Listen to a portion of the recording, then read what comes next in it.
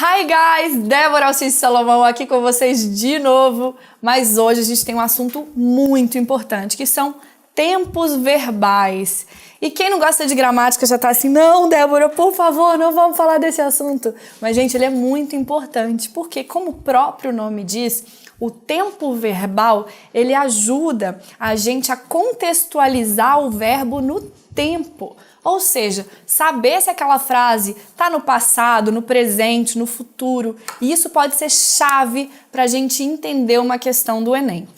E aí, eu já vou mostrar para vocês aqui que eu não vou, é claro, passar para vocês todos os tipos de verb tenses, né, que é como a gente chama em inglês, que existem no idioma inglês. Eu vou focar naquilo que é mais importante para nós, naquilo que pode te ajudar como ferramenta para entender as questões do Enem. Então eu trouxe aqui o passado simples, o presente simples e o futuro simples. E com algumas chaves a gente vai conseguir entender se a frase está no passado, está no presente ou está no futuro. Então vamos falar de passado primeiro. Tem algumas coisas, né, algumas dicas na frase que já podem te ajudar antes mesmo da gente ver o verbo, que são: imagina se a frase começa com when I was, que é quando eu era pequeno, né? Quando eu tinha 5 anos, isso já nos ajuda. Inclusive, essa palavra when, né, é uma palavra interrogativa, tá lá na nossa aula específica dessas palavras, como what, where, why, e é uma aula muito legal para você ver que pode te ajudar também. Então, when é quando, e quando geralmente, né, não é uma palavra que inicia uma frase no presente. Ela pode ser quando eu era ou quando eu for. E aqui no caso, estou mostrando para vocês que ela geralmente é usada para remontar ao passado. Last. Last, eu até coloquei aqui em negrito para vocês, ó, last é uma palavra muito boa para vocês gravarem, anotarem aí no papel, colocarem perto do computador. Por quê? Ela quer dizer no último, no passado, né? Então, last year é no último ano, no ano passado. Last week, na semana passada.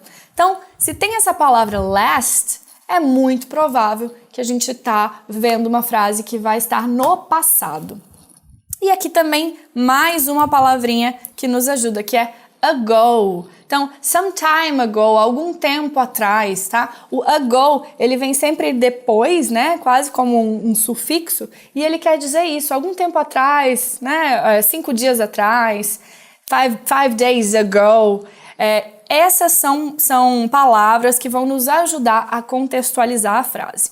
E como é que geralmente, e aí como eu disse, não estou mostrando todas as possibilidades de passado para vocês, mas aquela mais importante que vai te ajudar no Enem. Como é que geralmente a gente vê um verbo no passado? É o verbo mesmo, com a partícula ed no final, tá?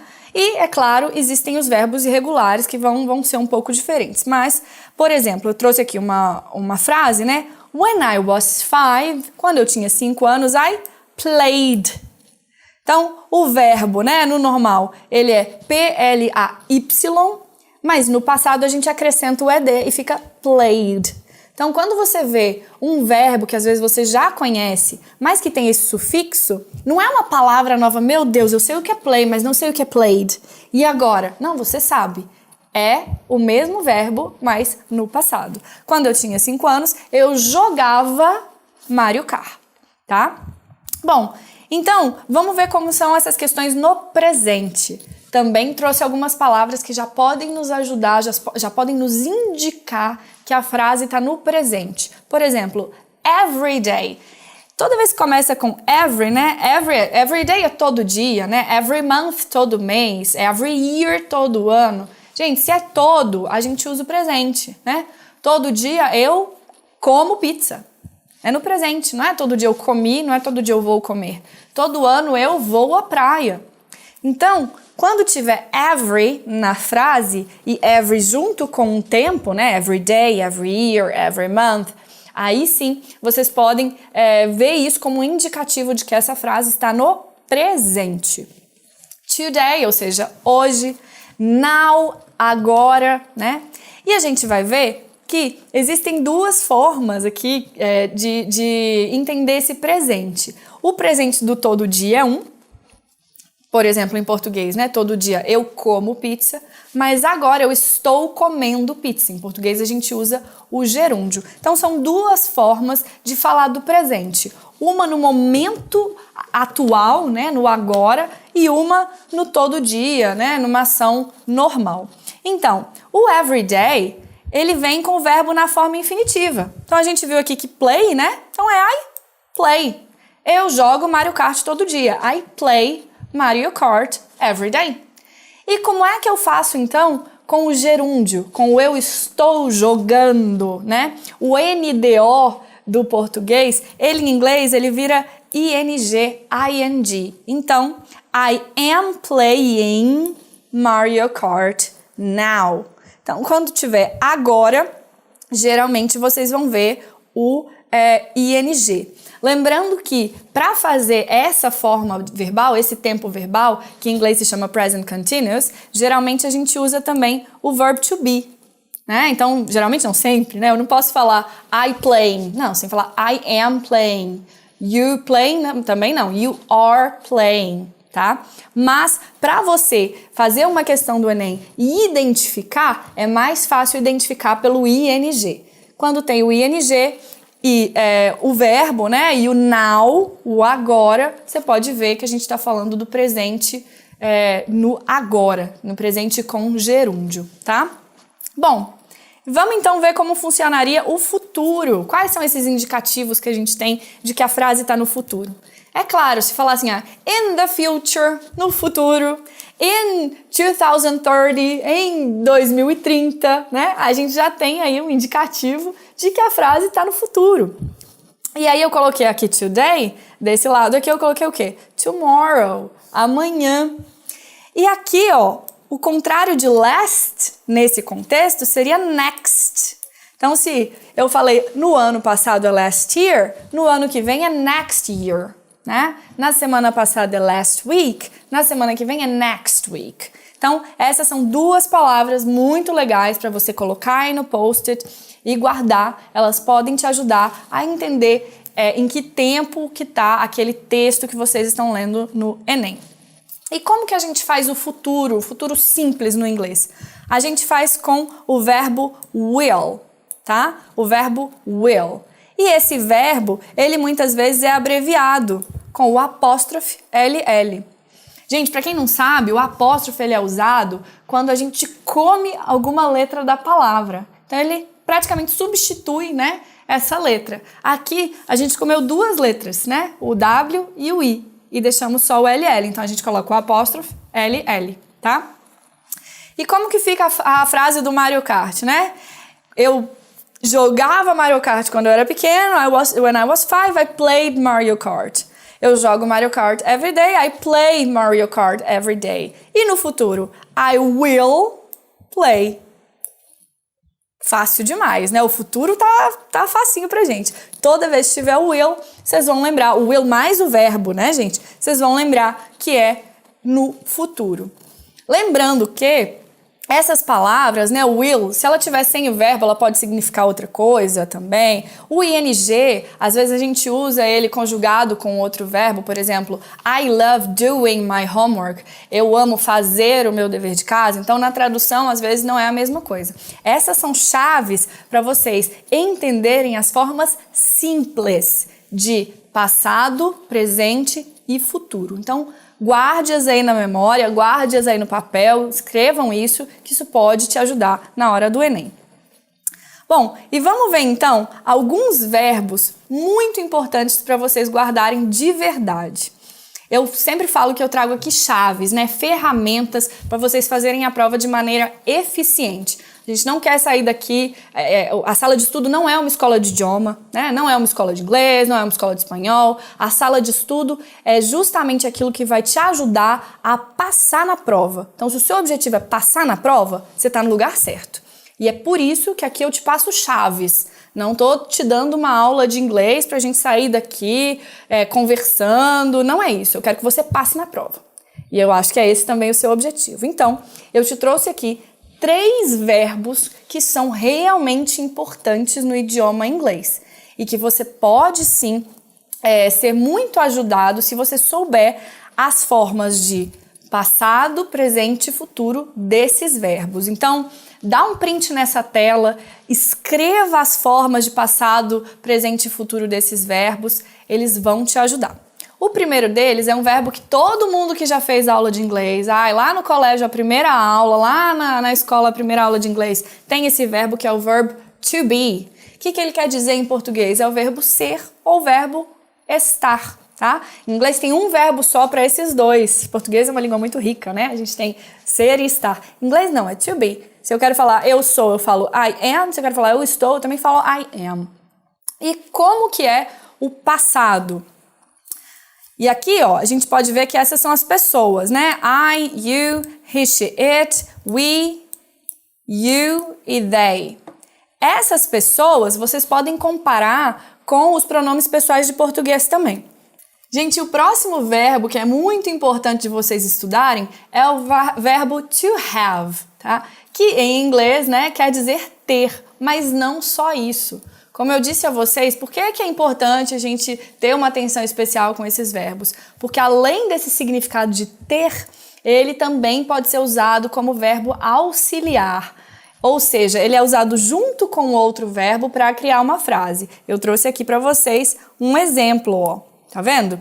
I have played the guitar since 2001. O que isso quer dizer, né? Que essa pessoa, ela toca guitarra, né? Essa pessoa, eu aqui no caso, toco violão desde 2001.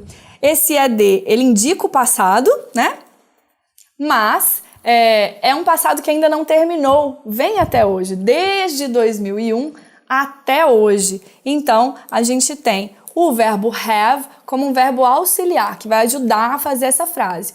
O verbo principal não é o verbo ter, é o verbo to play, que aqui é o que está no passado de verdade. Mas a gente pode sim ver esse verbo junto com outros formando a frase. Por isso, atenção especial com verb to be, com verb to have e com o próximo que eu vou mostrar para vocês. Verb to have tá muito fácil. Aqui no passado, had, para todo mundo. Aqui no presente, have e só muda no he, she, it, que fica has. Então, como é que fala? Ela tem um cachorro. She has a dog. E como que eu falo? Vocês têm um cachorro. You have a dog. E o futuro, gente? O will, né? Do nosso coração. Só colocar o will e depois o verbo e a gente sabe que tá no futuro, tá bom? Guardem aí, então, o verb to have. Próximo verbo é o verb to do, que pode ser traduzido como verbo fazer. Mas muitas vezes vocês vão ver ele numa frase em que ele, em português, a gente ia traduzir e você nem ia olhar para o verb do. Vou mostrar para vocês depois. Como que é o passado do verb do? É did, para todo mundo. I did, you did, he did. Presente, só muda o he, she, it. Fica does. E futuro, will do. Para todo mundo também. E aqui, ó, aquele exemplo de por que ele pode ser verbo auxiliar. Como é que pergunta, professora, se você gosta de pizza? Você gosta de pizza. Pensa bem, em português essa frase tem o quê? Um verbo, que é o verbo gostar, correto? Em inglês a gente vai usar o quê? Do you like? Qual que é o verbo gostar? É like, não é verdade? Então o que esse do tá fazendo aqui? Do não é fazer? Não. Do pode ser apenas um verbo auxiliar que no inglês é usado para formar essa frase, tá? Então do you like pizza? E se eu for responder na negativa, eu também vou usar o verbo do. Vocês já devem ter ouvido, no, I don't ou I do not like pizza, né? Em português a gente não precisa do, a gente fala eu não gosto. Em inglês, a gente usa esse verbo que nessa frase não tem nada a ver com fazer. Ele apenas é um verbo auxiliar que vai afirmar a negativa. I do not, né?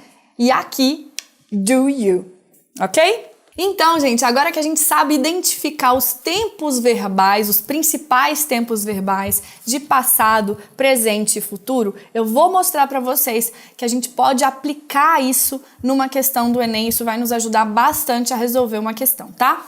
Então, trouxe aqui uma questão de 2019 que a gente vai fazer com mais detalhes lá na resolução de questões. Então, quem quiser fazer essa questão com mais detalhes, tem vídeo aqui também na sala de estudo com ela. Mas hoje a gente vai usar apenas o tempo verbal para ter uma ideia do que fazer. É uma figurinha com dois adolescentes e o texto é: When I was 5, everyone told me to be a big boy. Então, aqui a gente tem was, que é o verbo to be no passado. Quando eu tinha, quando eu era, né? Em inglês a gente usa, não fala quando eu tinha 5 anos, a gente fala quando eu era 5. Então aqui, when I was. Mais um indicativo. Lembra que lá no início dessa aula eu falei para vocês que se a gente tem a palavra when, é um grande indicativo de que a frase está no passado, quando alguma coisa aconteceu. A gente tem as duas coisas aqui. Depois, ó, when I was 10, ou seja, quando ele tinha 10 anos. They told me I should be more mature. Now, olha aqui, mais uma palavrinha indicativa do quê? De presente, né? Now, agora, they say it's time to start acting like an adult. At this rate, I will, olha aqui, o will naquela forma de contração, só o apóstrofe e o LL. Então, a gente sabe que essa frase aqui está no futuro. I'll be eligible for Social Security before I graduate from high school. O que a gente viu aqui? Duas frases no passado, alguém dizendo para ele, né, alguma coisa sobre ser um big boy, né, ser mais maduro, atuar como um adulto. Então, tudo isso no passado, né? Duas frases no passado, uma no presente e uma no futuro. A gente vê uma sucessão temporal aqui nessa figurinha. Vamos ver o que o enunciado diz? No cartoon, a crítica está no fato de a sociedade exigir do adolescente que A. Se aposente prematuramente, B. Amadureça precocemente, C. Estude aplicadamente, D. Se forme rapidamente e ouça atentamente. Gente, eu não preciso nem ter uma mega leitura do texto para saber que a alternativa é essa aqui, ó. Amadureça precocemente, porque a gente viu que era uma sucessão temporal, né? E mais uma vez aqui, ó, o que todo mundo dizia para ele? Para ser um bom menino, um menino grande, mais maduro, agir como um adulto, isso tudo quer dizer o quê? Para que ele amadureça. E precocemente porque ele é um adolescente, ele já está aqui falando do futuro. As pessoas exigiam isso dele quando ele tinha 5 anos, depois quando ele tinha 10. Então, essa sucessão temporal nos ajuda demais a resolver essa questão, tá bom? Espero que vocês tenham gostado dessa aula de tempos verbais de uma maneira simples. Espero de verdade que vocês me ouçam, peguem essas dicas desses 3 verbos, verb to be, verb to have, verb to do, anotem os tempos verbais destes verbos para que isso possa te ajudar demais a resolver as questões do Enem. Até a próxima!